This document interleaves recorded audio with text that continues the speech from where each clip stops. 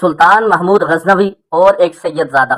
سلطان محمود غزنوی کا دربار لگا ہوا تھا۔ دربار میں ہزاروں افراد شریک تھے، جن میں اولیاء، قطب اور ابدال بھی تھے۔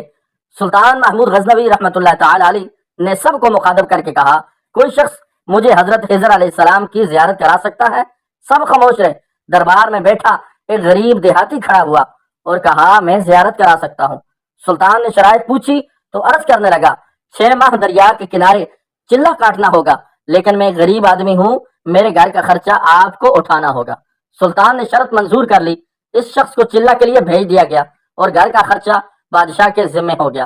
6 ماہ گزرنے کے بعد سلطان نے شخص کو دربار میں حاضر کیا تو دیہاتی کہنے لگا، حضور کچھ وظائف الٹے ہو گئے ہیں، لہٰذا 6 ماہ مزید لگیں گے۔ مزید 6 ماہ گزرنے کے بعد سلطان محمود غزنوی کے دربار میں اس شخص کو دوبارہ پیش کیا گیا تو بادشاہ نے پوچھا، میرے کام کا کیا ہوا؟ یہ بات سن کر دیہاتی کہنے لگا، بادشاہ سلامت، کہاں میں گناہگار اور کہاں حضرت خضر علیہ السلام، میں نے آپ سے جھوٹ بولا، میرے گھر کا خرچہ پورا نہیں ہو رہا تھا، بچے بھوک سے مر رہے تھے، اس لیے ایسا کرنے پر مجبور ہوا۔ سلطان محمود غزنوی نے اپنے ایک وزیر کو کھڑا کیا اور پوچھا، اس شخص کی سزا کیا ہے؟ وزیر نے کہا، اس شخص نے بادشاہ کے ساتھ جھوٹ بولا ہے، لہٰذا اس کا گلا کاٹ دیا جائے۔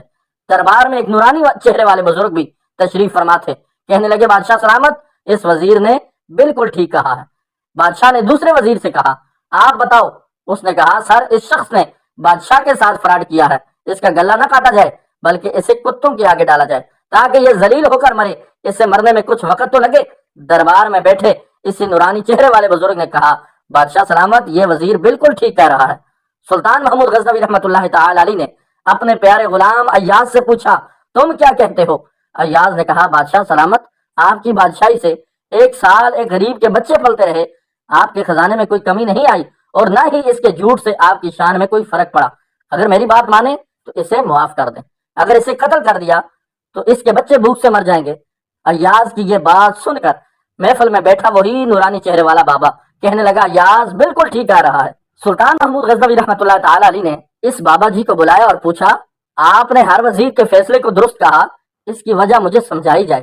بابا جی کہنے لگے، بادشاہ سلامت، پہلے نمبر پر جس وزیر نے کہا کہ اس کا گلا کاٹا جائے وہ قوم کا کسائی ہے، اور کسائی کا کام ہے کہ گلے کاٹنا۔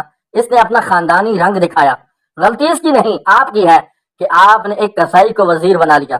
دوسرا جس نے کہا اسے کتوں کے آگے ڈالا جائے، اس وزیر کا والد بادشاہوں کے کتے نہلایا کرتا تھا، کتوں سے شکار کھیلتا تھا، اس کا کام ہی کتوں کا شکار ہے، تو اس نے اپنے خاندان کا تعارف کرایا۔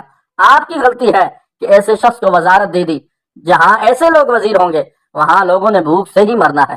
اور تیسرے ایاز نے جو فیصلہ کیا تو سلطان محمود غزنوی، سنو، ایاز سید زادہ ہے۔ سید کی یہ شان ہوتی ہے کہ اپنا سارا خاندان کربلا کے میدان میں ذبح کرا دیتا ہے، مگر بدلہ لینے کا کبھی نہیں سوچتا۔ سلطان محمود غزنوی اپنی کرسی سے کھڑا ہو جاتا ہے اور ایاز کو مخاطب کر کے کہتا ہے، ایاز، تم نے آج تک مجھے کیوں نہیں بتایا کہ تم سید ہو؟ ایاز کہتا ہے، آج تک کسی کو اس بات کا علم نہ تھا کہ ایاز سید ہے، لیکن آج بابا جی نے میرا راز کھولا، آج میں بھی ایک راز کھول دیتا ہوں۔